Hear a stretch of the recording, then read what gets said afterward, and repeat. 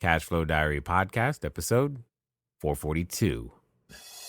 Welcome to yet another exciting episode of the Cash Flow Diary Podcast, the podcast that teaches you insider tips, tactics, and strategies for creating leverage streams of cash flow into your life. Learn from top-performing entrepreneurs, business owners, investors, and thought leaders from across the globe as they share their secrets to success. Like what you learn on this and other Cash Flow Diary podcast episodes? Go to learninvestingnow.com and sign up to receive powerful tips and information that will help you succeed as an entrepreneur and investor. Now, here's your host, investor, entrepreneur, business owner, educator, speaker, author, and master facilitator of Robert Kiyosaki's cash flow game, Jay Massey. All right, ladies and gentlemen, welcome to another episode of the Cash Flow Diary Podcast. I'm your host, Jay Massey, and I'm glad that you are here today because did you know that when it comes to building your cash flow, when it comes to building your business, when it comes to, and I know some of you think this way, I am going to be the king or queen of my empire. As you're out there making those things happen, did you know that there's something that's really big, but yet is only 3 letters that can get in your way? You're like, what is that? Well, yes, it's you, but more specifically, your ego. You're like, what? I don't have an ego. I'm great. Yes, that's exactly why we're talking about that today. I have with me today someone who has literally written the book on ego-free leadership. And that's actually the title, because the subtitle, which I think is also good, is Ending the Unconscious Habit That Hijack Your Business. So what he's really saying is, you don't even know you're doing it to you. So I hope you are ready to listen and to learn, because I have with me none other than Shayne Hughes. He's the co-author of the book, Ego-Free Leadership. Now, understand a couple of things about Shayne. His company, they've worked with individuals such as Fairchild Semiconductor, NASA, Sandia, Shell Oil, Capital One. I mean, they deal with very large companies where there can be very large egos. But if you have the desire to grow your company to be like one of those large companies, probably you are what's in the way. So I hope you're ready to learn big lessons from big business so that you can become a bigger, better, better person, business owner, and friend, I will say, because I'm guessing it's going to have some effect there too, to everyone that you come in contact with. So break out those pens, those iPads, those notepads, or whatever you're using, and help me welcome Shayne Hughes. Shayne, you there? I am, yes. How you doing, sir? I am excellent today. Thank you. Good. So this being the first time that you are here, I have a question for you that I tend to ask everybody the first time that they're here. You ready? I am. All right. I tend to look at today's entrepreneurs a lot like yesterday's superheroes. You know, Batman, Robin, Wonder Woman, etc. And because I think entrepreneurs and superheroes have a ton of things in common. Chief among them, as an entrepreneur, occasionally I can close my eyes and imagine myself wearing maybe capes and tights and flying around town and saving our customers, rescuing them with our products and services. Also, like a superhero, an entrepreneur has a beginning. So if you think about, say, Spider-Man, for example, there was a time where he was just a kid going to school, trying to get some good grades, you know, maybe taking a few photos, have some pizza money, take a girl out every now and again. And then one day he gets bit by the spider and decides, or discovers, I should say, that he's got a special ability. And now he has to make a decision. Am I going to use it for good or evil? So my question to you is as follows. Before, you being, the you are today, before working with NASA, before Sandia, before writing the book, before even becoming fluent in French, what we want to know is, who is Shayne Hughes? There you go. That's a question I haven't been asked in a while. I thought you were going to ask me what my spider bite was. We're getting to that. But right now, I want to know about where you started, sir. Oh. Well, I started as a little kid who moved a lot, who was often new, was skinny, had a funny name, and didn't feel like I fit in. often got picked on and bullied. And as I grew up, kind of stuffed away the soft side and the feelings and pains I had, and grew a bit of a rough, aggressive exterior, self-medicated a bit, and just tried to divorce what felt vulnerable on the inside from what I showed to the outside, and played that game about as hard and as long as I could until I was really forced by life to stop and start making some changes, and been trying to pick up the pieces ever since. Interesting. Got it.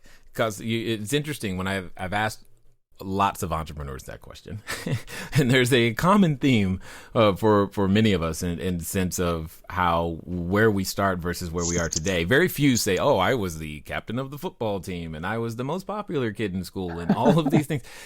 Most of us have not been that. So I find this very, very interesting. But you said something that kind of struck a chord. You said, "Forced by life to make changes." What does that mean?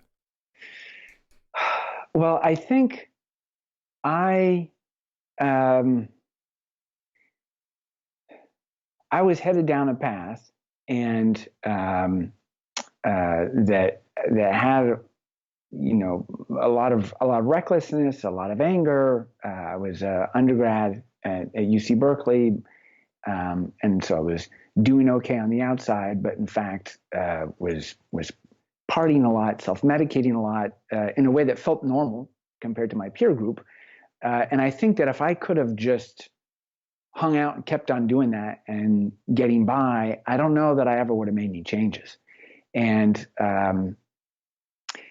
sometimes life knocks at the door, and at least I have a tendency to ignore it. And then it knocks a little louder, and I ignore it a little longer. And then finally, life knocks the door in.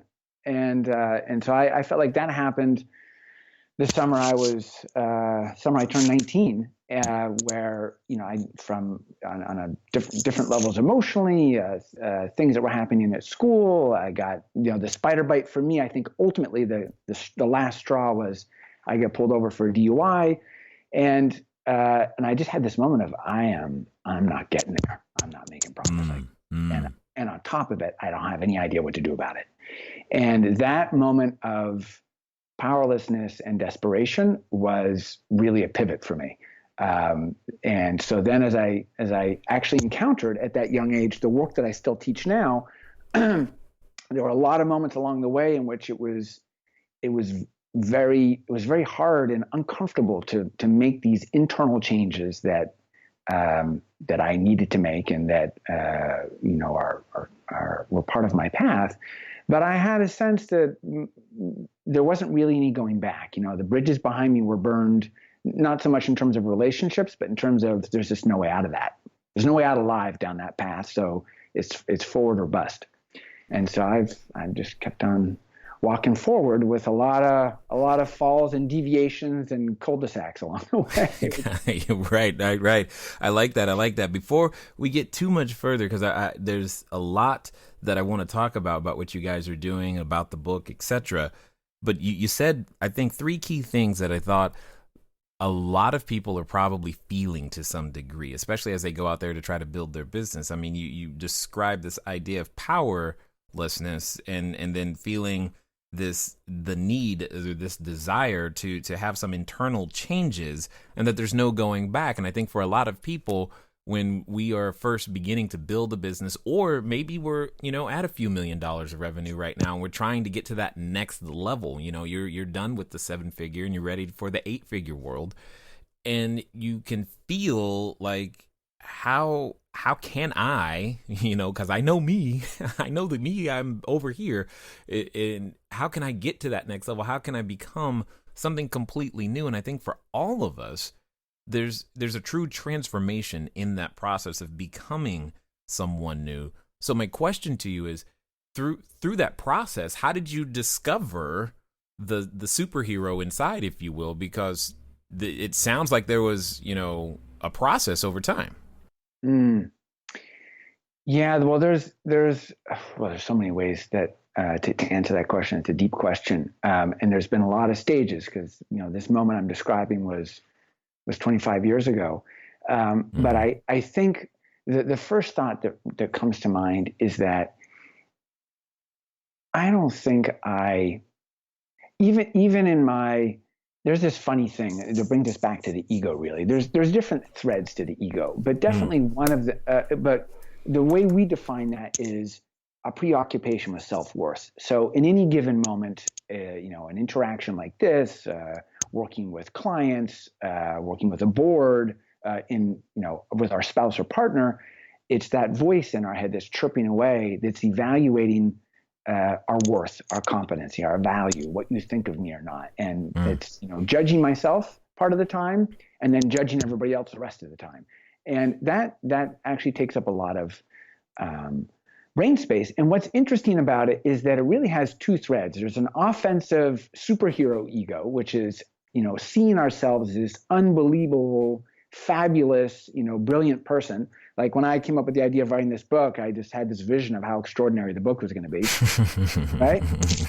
And then there's the shadow side to that, which is the critic, and who am I fooling? I'm a fraud. I don't really have what it takes. I'm not really qualified. People are going to discover that produces this anxiety around failure.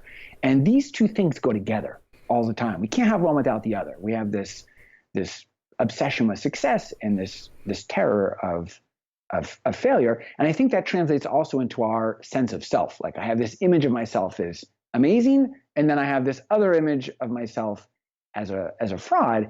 And so in that, it's hard actually to be balanced and honest with who we really are and what our strengths and weaknesses are. And I say that because there's a way in which I never really live up to my fantasy of how good I think I could be. Right. And at the same time, when I look back, I think, wow, I can't believe what's been created here, what I've done. And so I think we both totally overestimate ourselves in a certain way. Like tomorrow I should already be incredible. And then I think long term, we tend to underestimate, or at least I do, like really what we're capable of. That even our vision of potential is less than what we could create if we really show up with everything we have to offer. Yeah, totally understood. And I think to some degree, there's even a bit of I'm afraid to step into the greatness that I feel like I was born to be. So what would happen if I actually gave it my all and then don't actually become as great as I envisioned? So we leave ourselves this out of, I didn't give it my all, so it's okay that I wasn't all that I envisioned. But I'm curious to know, how do you, if you're going to write a book on ego-free leadership, you got to have a definition. Like, what's ego? Right. So ego is, because there's a lot of words out there. So the one simple way we define it is what I was saying a minute ago, which is this preoccupation with self-worth, this constant attention we have to us in okay, this. But hold on 1 second. When you say a preoccupation with self-worth, what does that sound like? What does that look like? Because I can't I'm trying to come up with a visual picture or a person or think of something that goes, oh, okay, now I get what you mean. So do you have the experience of being in a situation and, interacting with someone or trying to take on something new, and there's a part of your mind that's distracted because it's criticizing yourself. It's judging the outcome. It's not good enough yet. And what if it's that? And what do other people think about this? And is this other person doing better than I am? And are they judging me? You have that sensation of that voice that's sort of constantly flowing along in the background. Got it. Now I understand. That's what I'm talking about. And the thing is, sometimes that voice is kind of distant, it's just kind of there quietly whispering, but sometimes it's so loud that we can't even see what's right in front of us. We can't hear the other person. So it can actually take up, it can be obsessive. It can take up a lot of space. Got it. So let me ask this then, because you said something that I think to be very, very true, especially when someone's getting started. How does one make that voice quiet. I'm just like, because it can be extraordinarily loud, and it could prevent, and I believe it's preventing a number of people from even taking the first step. You know, in order to lead, you got to be the one, and moving. But if I can't get myself to move, how am I going to inspire others? Right.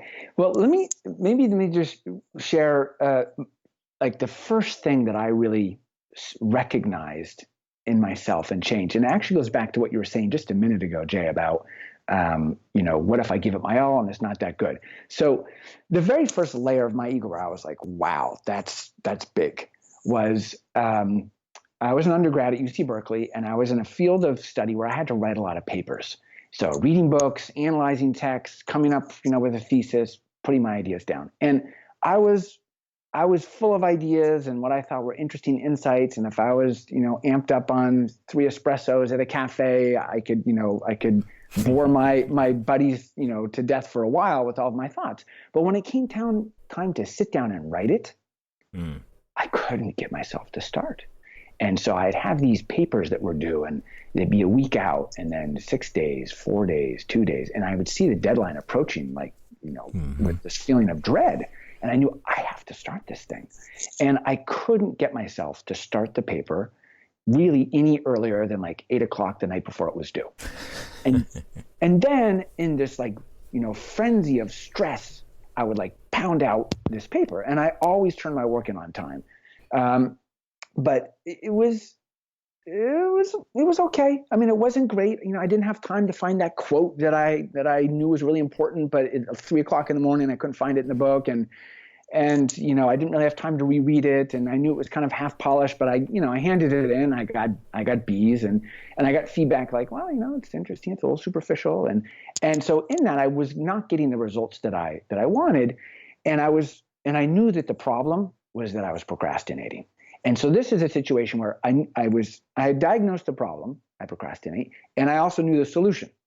Start early, get it done, right? And so why can't I do the thing I know I need to do? And I really felt powerless around this, and felt like, this is a genetic flaw. Like, I'm just undisciplined. It's in my code. I've always been this way. I don't have a backbone. Both my parents are underachievers, so I got like a double whammy of the genetic code. Blame the parents. I like Blame it. the parents. Yes. It's like, no, there's no hope.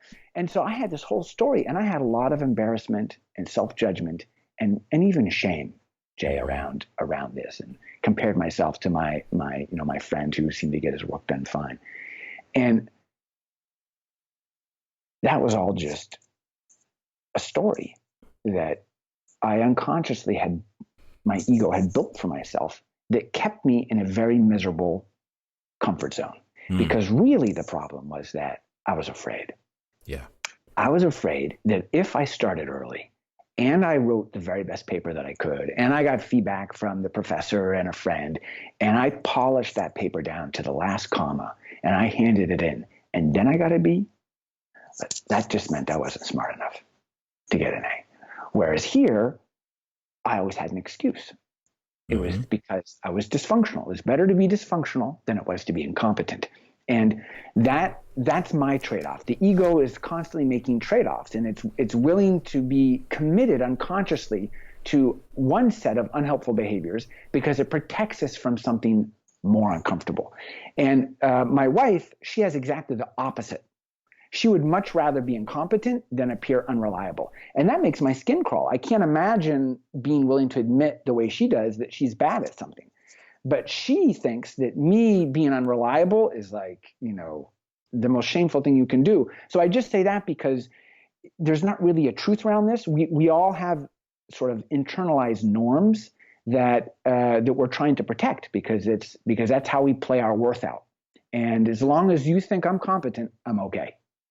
And so the problem is that I'm organizing all of my behavior around protecting a place, protecting myself from what's uncomfortable, but maybe the work that I most need to do, maybe the risk that I need to take, whether it's in my undergraduate studies or it's in my business today, or it's one of your listeners going for broke in their business, is maybe the thing that's most needed is actually for me to push into that zone of discomfort that's scariest for me, where the risk of failure is highest, where I might, be awkward or be humiliated in some way because I'm not going to do it well. And my ego isn't going to want to go there. And so as long as I'm protecting my ego first, my purpose and my goals will always pass in the back seat. And even people who are very busy and get a lot done tend to do in their comfort zone. And that limits the impact that we can have. And that here I'm just talking about one individual. If you then have a team or an organization and you add that up, these things can really cascade across a culture. Yeah, I'm sitting here just thinking about, the idea that basically how I summarize what you're saying is that we feel like we're actually doing ourselves or the world a favor by playing small. If we play smaller, then we always we know ahead of time. There's no damage in knowing that, well, I could have done better, but hey, that's good. There's no risk in finding out that your best isn't good enough, which can be a challenge, because then what? That was the best I knew how to do, and in the marketplace said that wasn't good enough. That could be a problem. So how does one deal with this? I mean, yes, many of us may be waking up or coming to an awareness now as you're speaking, but what do we do about it? Hello there, entrepreneur. This is Jay Massey, and what I want to say to you is that the number one mistake that I have ever made in business, number one, has been waiting too long to do the books, waiting too long to get the bookkeepers, the accountants, the CPAs, the CFOs involved, and I don't want you to make that same mistake. That mistake cost me over 6 figures, and now for a significant discount, you have the ability to get your books together using FreshBooks. So what I want you to do is I want you to go over to gofreshbooks.com/cashflow diary. Again, that's gofreshbooks.com/cashflow diary. FreshBooks is the easy to use software designed to help you, the small business owner, the freelancer, get organized and save time on invoicing, getting paid faster, keeping those books in order so that it becomes a bonus for you to do your taxes as opposed to a burden. Go over to gofreshbooks.com/cashflow diary and get started today. And now let's get back to the rest of the story. Well, I think the first step is to actually learn to recognize the tension and derailment that you have that comes from your ego, because the thing is, it's not like our ego says, hey, heads up here, I'm feeling a little scared about my outcome, so I'm just going to play small right now and avoid doing this thing. Like, it doesn't come that way, right? It usually comes as blame. The market's not right, or this person didn't do their job, or I'm too busy doing all these other things, so I don't have time to do that. In other words, we're rarely honest with ourselves about the fears that we have that are related to our worth. We have a lot of built-in explanations. So the first thing is to learn to recognize the difference between my mind chatter just chirping away, blaming or judging, and seeing that actually not as anything truthful or valid in and of itself, but more as a red flag that my ego is engaged right now. And so the first process then is to go and look for, okay, so how is my self-worth at stake? What am I afraid of around my competence, my value, my image in my eyes or the eyes of others, and learn to note that. And already one thing you can do is to pay attention, track that over 2 or 3 or 4 weeks. Each time that you sense that's coming up, and just journal it on a piece of paper. And I think what you'll notice is that after 3 weeks, you'll have had maybe a dozen or 24 moments where you had a lot of angst or agitation going on, and each one felt real to that particular circumstance. But in reality, it was the same, as we call it, ego threat, the same threat to your ego and self-worth. recurring over and over again. There's maybe 2 or 3, like incompetent, not liked, weak. These are what we call dreaded images, ways in which I would really dread appearing in my eyes or the eyes of others. And that gives you information around how your ego most hijacks you, what's most dangerous to it. So that's the first step, is having that awareness that that's what's driving your ship, not necessarily the conscious thoughts that you're having. Got it. Now, you use this word in your subtitle, and you just said it again, that it hijacks the business. In what ways does this hijacking manifest itself? So you have this, CEO, this entrepreneur, this person who's out there trying to build their thing, whether, that's a 1-person ship or a 1,000-person ship. It hijacks and manifests itself how? Like what would be a business symptom that someone could go, uh-oh, that might be happening right now? All right. Oh, so many ways, Jay. Okay, so let's imagine there's a founder who has built his or her business up from scratch, and it has an that'll opposite. be easy. Yeah, right. And let's even imagine they have the opposite pattern, because I gave you my procrastination pattern. So in the interest of full disclosure, I have your exact same pattern. When you were talking, I was like, oh my God, that's me. But let's keep going. Exactly. I'm glad we can relate then. So I'm betting there's a bunch of sort of aspiring entrepreneurs who have big ideas but tend not to follow through on them. So I would say those people probably have patterns or tendencies a bit like you and me, and that by not following through and then having judgments of themselves that they're lacking discipline or something, or that's actually allowing them to avoid confronting the reality of, can I actually put this idea into play? And that it's a comfortable dissatisfaction. So that would be one way in which they've got an idea and it's being hijacked, just like my papers are being hijacked by my avoidance.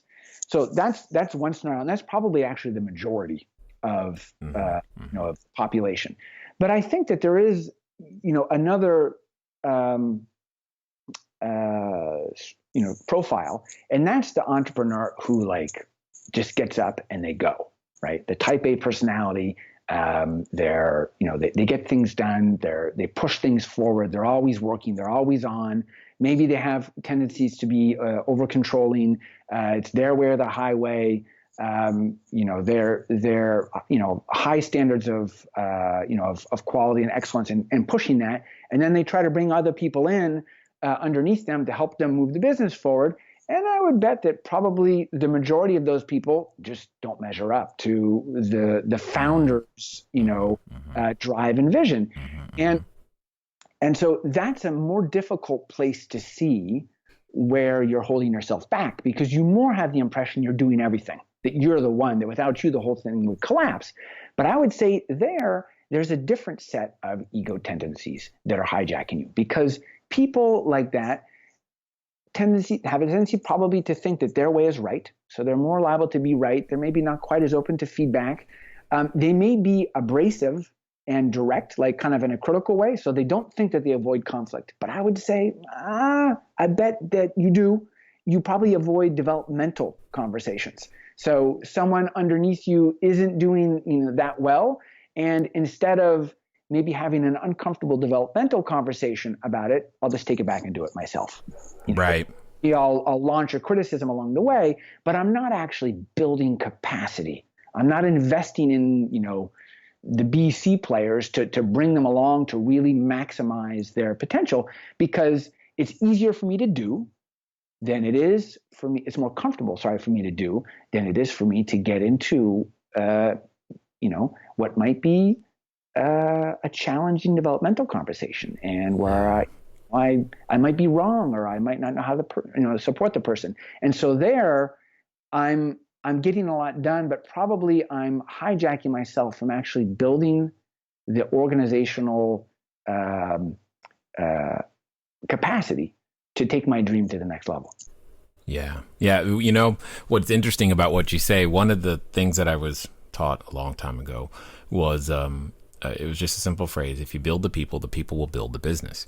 And I've consistently focused on that, so much so that many of my people have left to go build their own business. But that's that's a whole nother story in and of itself. But that's, I think what you're saying, it can be scary to entrust your baby. This is your baby to someone else, whether whatever the product or service is, it's yours. It was your idea. You gave birth to it. It's here. And now, Shayne, you're telling me to expect someone else to take care of it?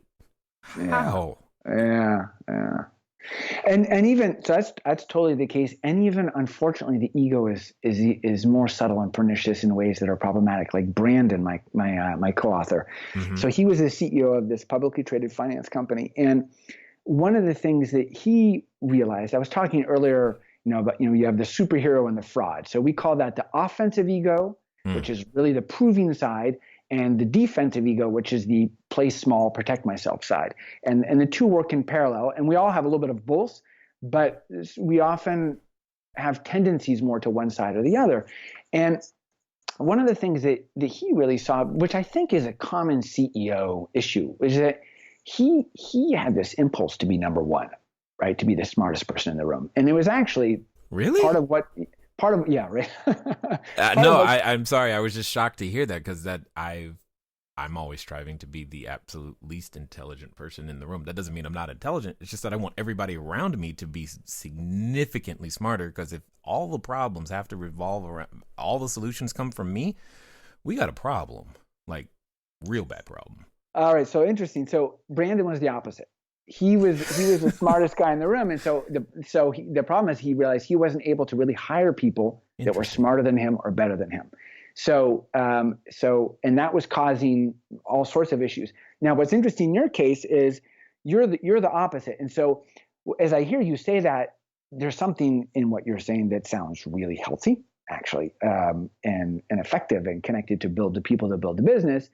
But then I know that we all have egos, so it makes me curious about, because you've mentioned playing small, if there's ways in which you don't fully step into your leadership role or your authority or your guidance, because you're sort of on the opposite end of the pendulum.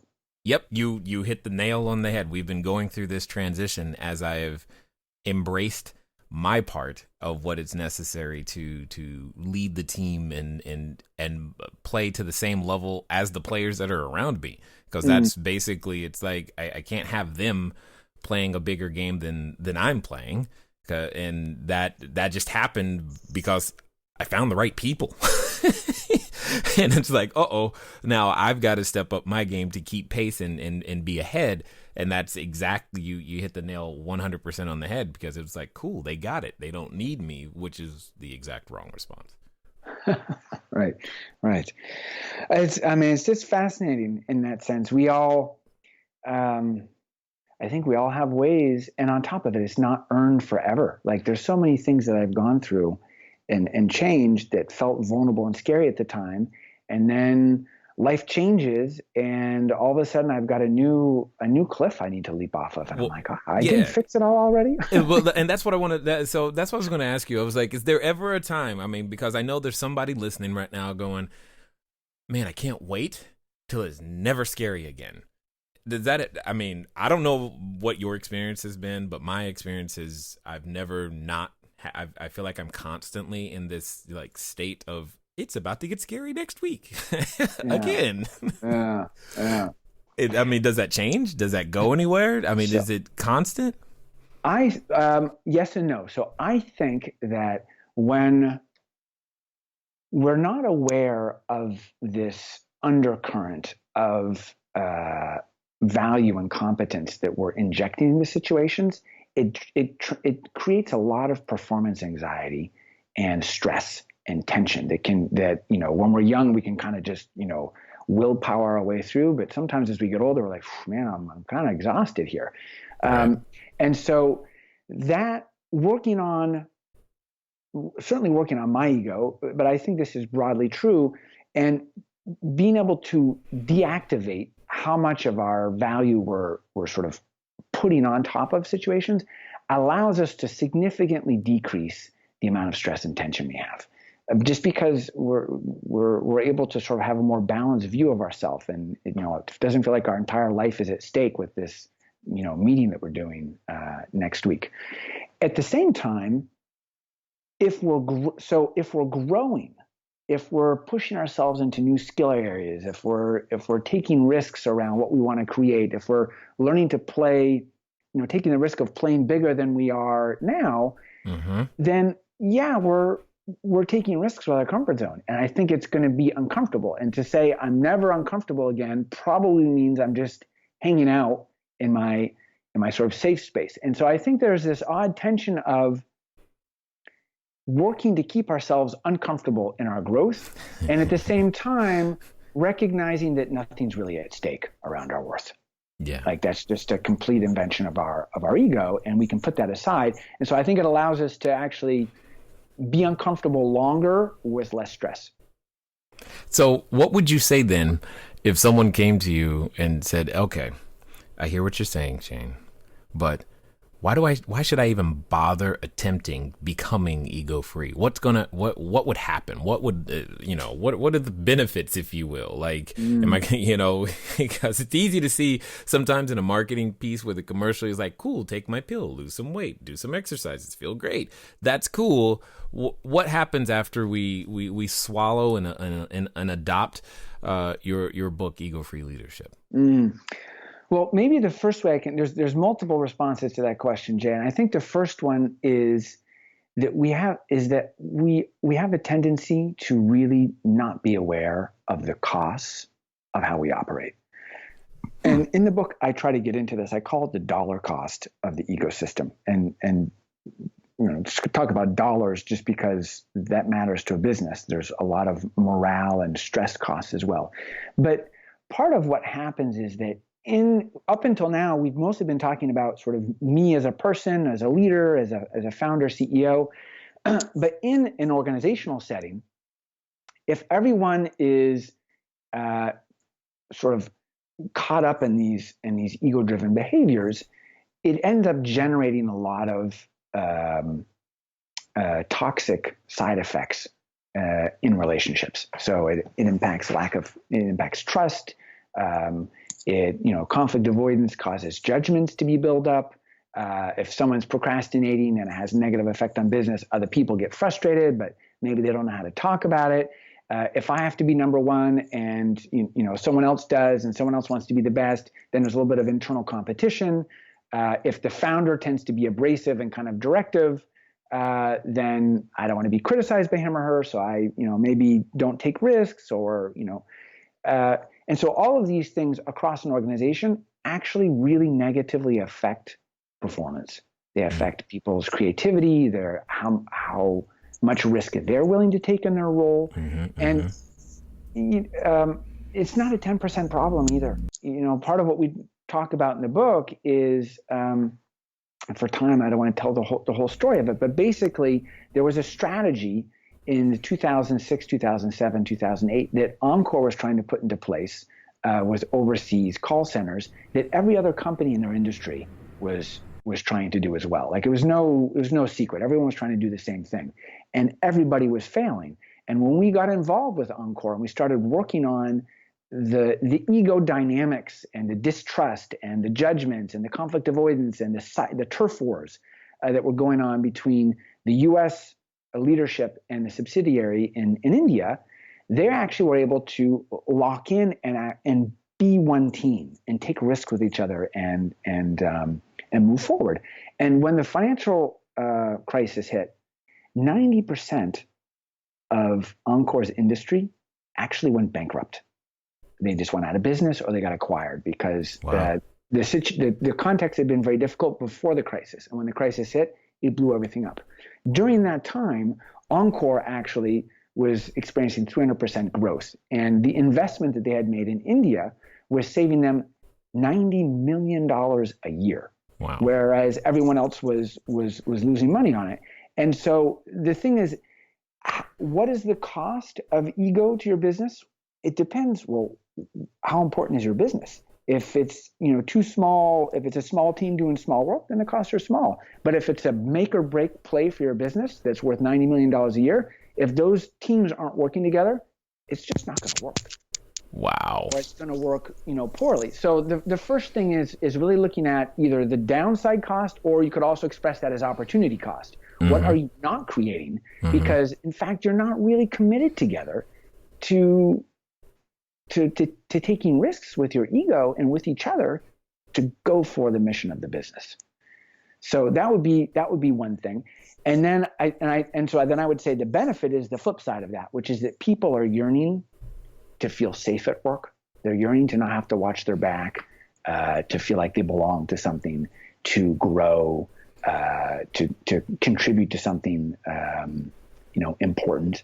And it's pretty rare that people feel that. A lot of people are at work, trying to succeed, trying to do their job well, trying not to be judged too much, make sure they take their paycheck home, operating in this safe zone, this comfort zone we've been talking about. And so we're pretty significantly under delivering on our potential every day in every organization. And, if you add that up across 10 people or 100 people or 1,000 people, it's a lot. Wow. A lot on the table. That's just kind of staggering to think about, either lost opportunity or the cost, when you start thinking about it in a P&L standpoint, and you're just like, wow, there's a lot there. So I know that a number of people who have listened this far probably want to find out more about what you've got going on, where what you guys are up to, and maybe even grab a copy of the book. What's going to be the best way for them to track you down? Tell us how to stalk you online. Yeah. That would be great. Well, I'm on Twitter at Shayne Hughes. You can get Ego Free Leadership at Amazon or Barnes and Noble. We also have an ebook and we have an audio book. That's actually the three authors. There's three of us. There's also a lady executive who wrote a chapter. So the three of us each share our portions of the book with our own voices. If you go to egofreeleadership.com, that'll bring you to a page on our website that can then link you to, we have downloads, an ebook.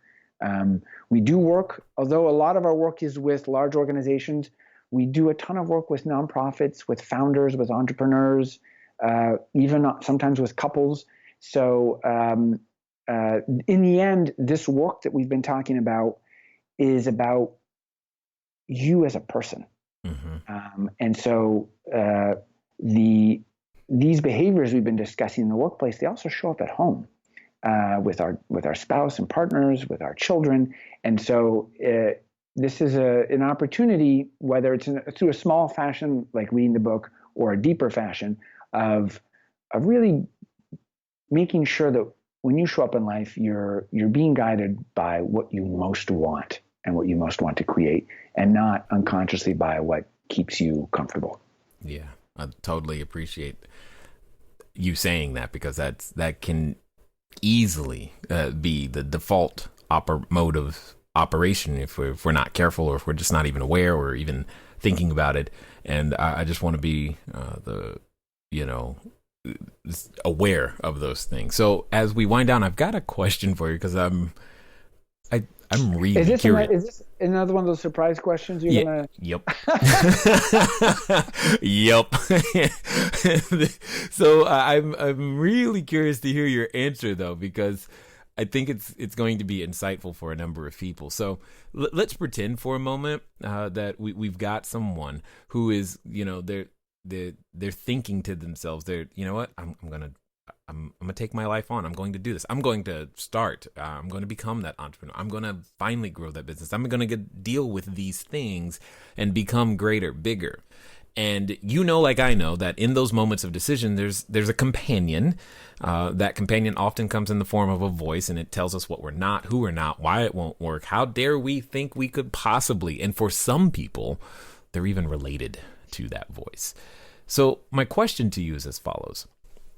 Let's pretend this time, Shayne, that they are actually going to follow through and do exactly what you suggest. In fact, they're going to do so in the next 24 to 48 hours. what would you say and suggest that they do?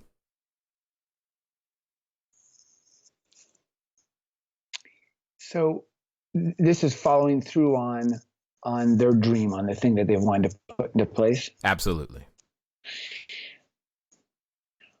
Well, the first thing that comes to mind, just as I listen to that scenario, is the work I teach today. I didn't invent it. I came to it when I was a young man, and it was founded by a couple in France, and in particular by a woman who her whole story is an incredible journey of how this work got created. And so she was my mentor for about 10 years, very instrumental in my life. And one of the things that she used to say was, when you say so what to your fears and you reach for the stars, the magic of being human unfolds. And so I like that. And I would say that in the end, write down what your worst fears are of how you might fail or flail or come up short. And by the way, you can notice how 95% of that is connected to your vision of your self-worth, and know, oh, okay, so that's how I'm hung up right now. And I think the question is, how bad do you want this thing you want to do? Do you want it badly enough? Do you care enough to create it that you would be willing to experience these fears? Are you able to say so what to them? Because if you can say so what to them and then still go for what you want, you enter into a different space, a different mental and experiential space where I think you can be freer to go after your goals, because this obsession we have with outcome and success and the fear of failure, we weren't born with it, right? It's not written in the laws of the universe. It's something that we learned, and you don't have to be at the mercy of that. See, I knew I was going to love your answer. I knew that. I knew that was coming. I was like, I can't wait. Yeah, I definitely appreciate your perspective and the fact that you're willing to put these things down in a book and put them out there to begin to affect change from the top all the way down, because I think at every position, regardless of where someone finds themselves in business today, they'll be able to utilize this information to get to their next steps for sure. And I definitely appreciate all the lessons that you've learned, because I'm sure they were each hard fought and won, and being willing to share them in such a way that we can, use them, assimilate them into our own lives, and for taking the time to share your knowledge, your insight, and your wisdom here with us today at the Cashflow Diary, sir. Well, I really appreciate you having me, Jay. It's been a lot of fun. All right, ladies and gentlemen, you know what time it is. It's time for you to move at the speed of instruction. What does that mean? Well, that means you need to go get a copy of Ego-Free Leadership, because between what he said and I said and something that was said, good and well you said to yourself, man, I'm playing too small, or man, there are people out there that can do a good enough job, and I've got to go figure out how to get out of my own way so that my product, my service, my business can go out there and grow. So go make it happen, because you know what? Sometimes you may not have realized this, but we will never out-earn our own personal growth.